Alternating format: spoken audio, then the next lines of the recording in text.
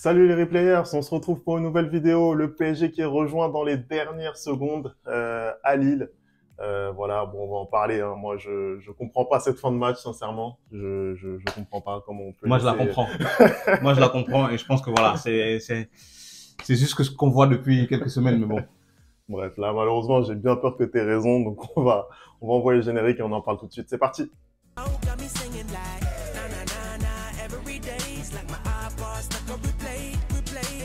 Allez, on va commencer cette vidéo tout de suite. Le PSG qui est rejoint.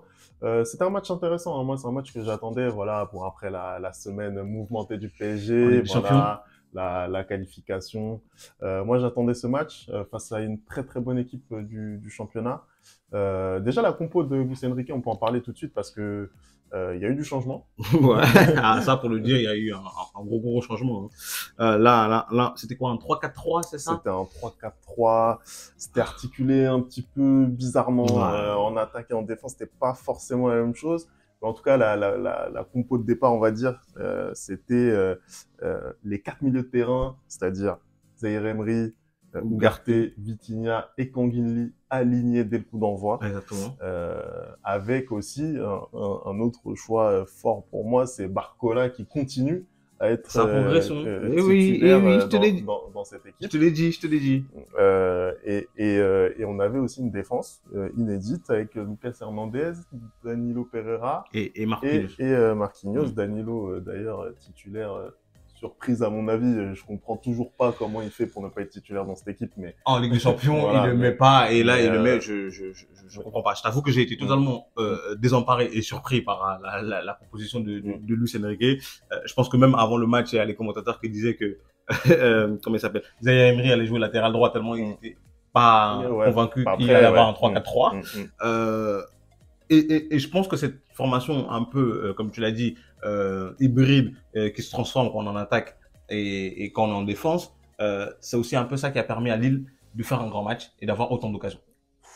Je Alors là, pense je que pense qu'on n'a si pas la on même était, lecture du non, match. après moi je pense que si on avait eu une défense de Paris à 4, ça aurait été un peu plus simple pour le Paris Saint-Germain de contrer les attaques de Lille.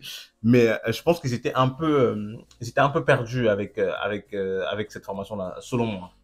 Moi, j'ai trouvé que, bon, effectivement, parce que ce dispositif, il faisait basculer Warren Zaïre-Emery côté droit vraiment en position défensive, c'est-à-dire que vraiment il bouchait les angles vraiment comme un piston quand le PSG n'avait pas le ballon.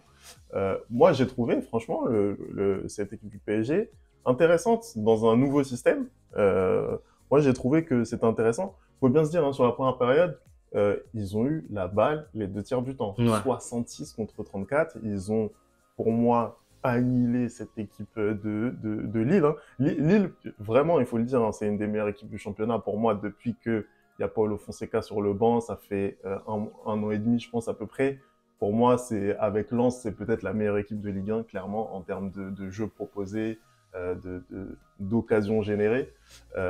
Et là, justement, cette équipe du PSG a réussi pour moi à annihiler un maximum cette équipe de Lille à domicile. Et ça, pour moi, c'est en partie dû à ce changement de système, avec beaucoup plus de nombre côté parisien, ce qui leur a permis de mettre la main mise sur ce milieu de terrain et donc de pouvoir vraiment récupérer des ballons hauts, avoir la maîtrise du ballon quand il l'avait, avoir un peu plus même de créativité. Donc j'ai trouvé ça intéressant.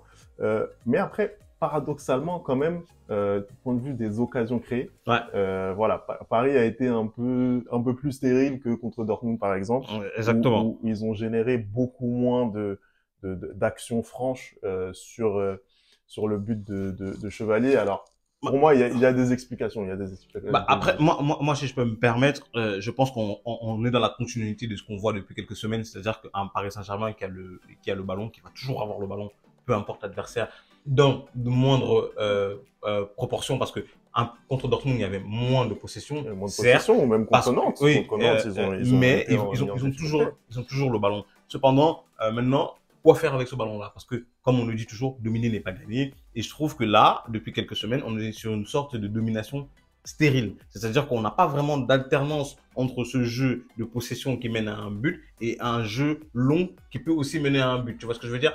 Là, on regardait encore je regardais encore le résumé du match contre Dortmund. On voit Luis Enrique qui s'énerve quand Hernandez fait une longue passe à Mbappé alors que ça amène une occasion de but. Tu vois ce que ça veut dire? Que clairement, il veut pas jouer de cette manière-là. Alors que pour moi, c'est dans ça que Paris est le plus fort, à savoir ce jeu en transition, profiter de Dembélé, profiter de Barcola, profiter de Mbappé pour pouvoir vraiment faire mal à l'adversaire. Bah, je suis d'accord sur le fait que Paris est meilleur en transition. Ils ont les joueurs pour. En fait, clairement, ça, on peut pas se cacher derrière. Quand on voit des Barcola, quand on voit des Kylian, quand on voit des Dembélé, on voit des Kolo Muani, c'est des joueurs qui sont des joueurs de vitesse, en fait. Et donc, ce jeu en transition, c'est normalement le jeu qui devrait le plus coller aux caractéristiques des joueurs qui sont présents dans cette équipe. Ouais.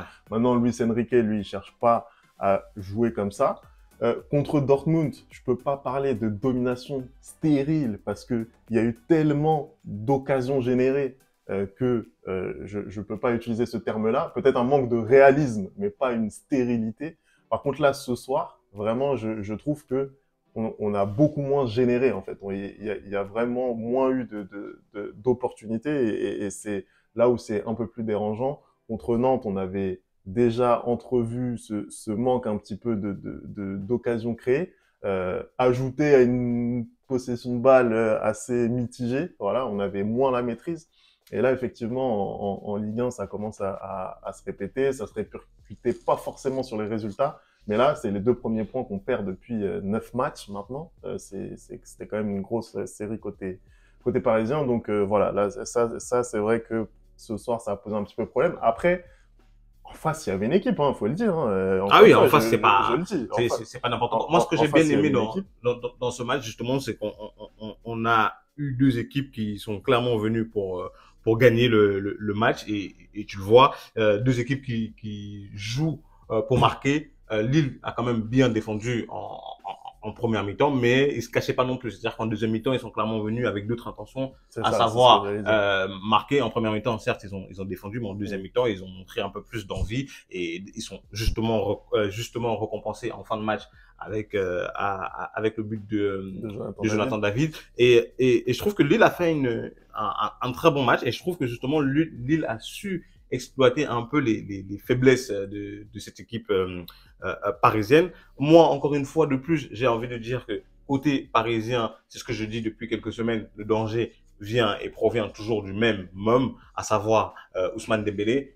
On le voit encore aujourd'hui en première mi-temps, la plupart des occasions dangereuses et la plupart comment dire, des choses intéressantes qui se passent pour Paris viennent de son fait.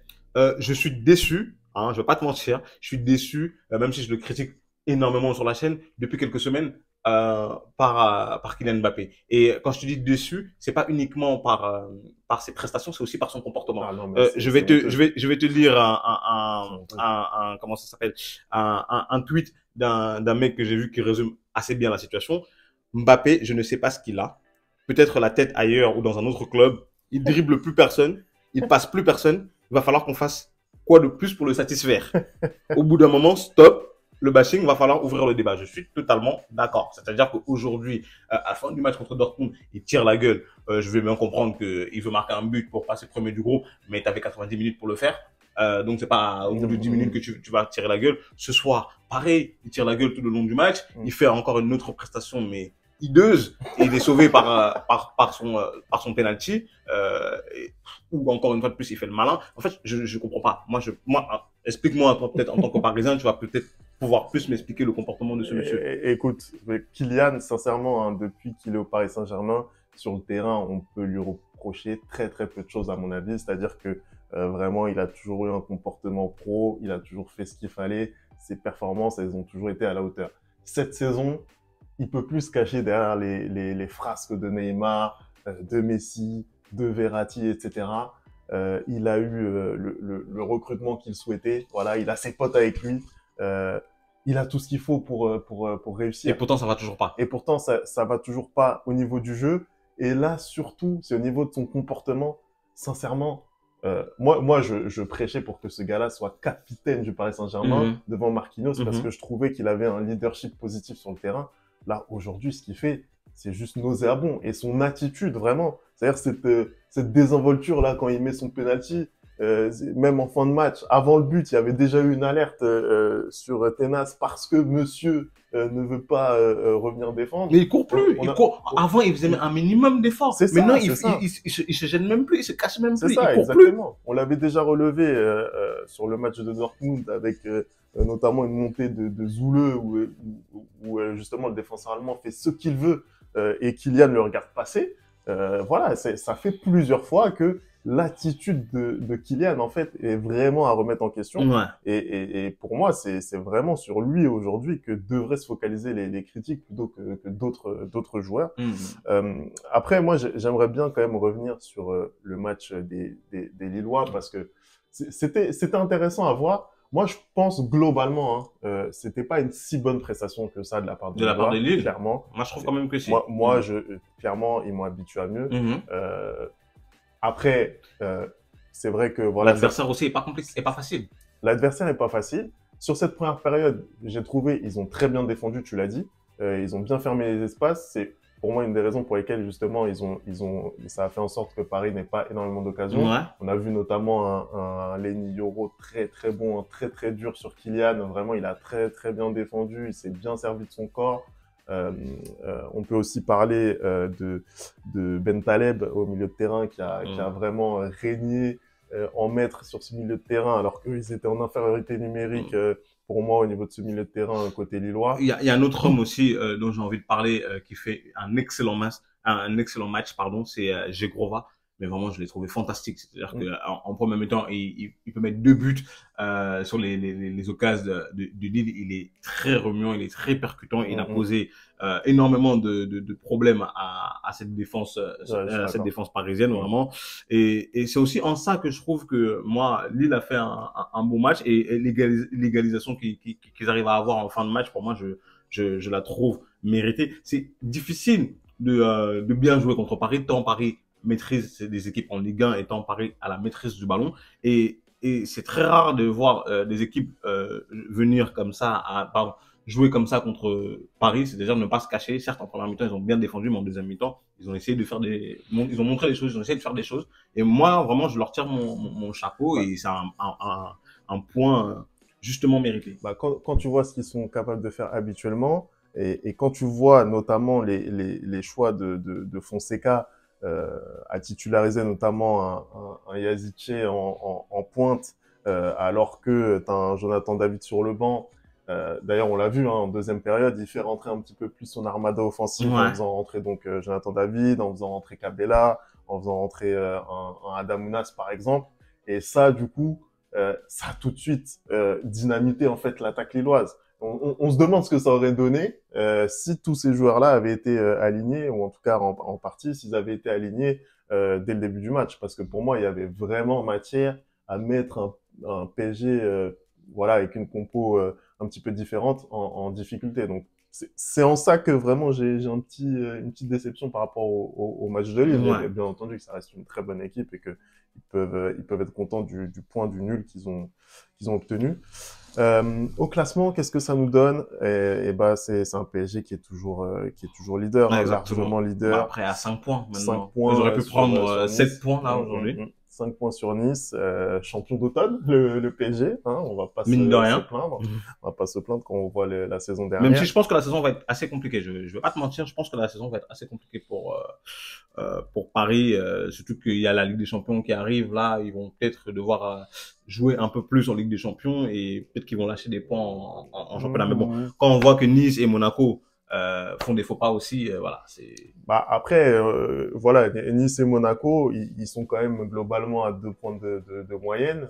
Ils ont très très bien tourné lors de cette première partie de saison et on voit que le PSG est encore un cran au-dessus. Moi, je suis pas d'accord. Je pense que ils vont plier le championnat dans pas longtemps. Je pense que les Niçois, ils étaient en sur-régime. Pour moi, voilà, pour moi, c'était pas une équipe qui pouvait jouer durablement le titre. Certes, jouer l'Europe, mais pas jouer le titre de façon durable.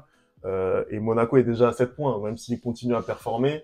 Pour moi, ça risque d'être compliqué. Donc, je pense que voilà, les Parisiens, ils vont plier l'affaire assez rapidement. Et je pense que voilà, c'est pas mal en vue de la Ligue des Champions. On va voir ce que ça va donner. En tout cas, merci d'avoir regardé cette vidéo. On n'oublie pas les bonnes habitudes, arrobase le replay foot pour me dire ce que vous avez pensé de ce match. On va se retrouver très rapidement parce que là, il y a le Real qui a mis une petite correction à Villarreal. On va en parler tout de suite. Donc, restez connectés. On se retrouve très très vite pour cette nouvelle vidéo. Ciao!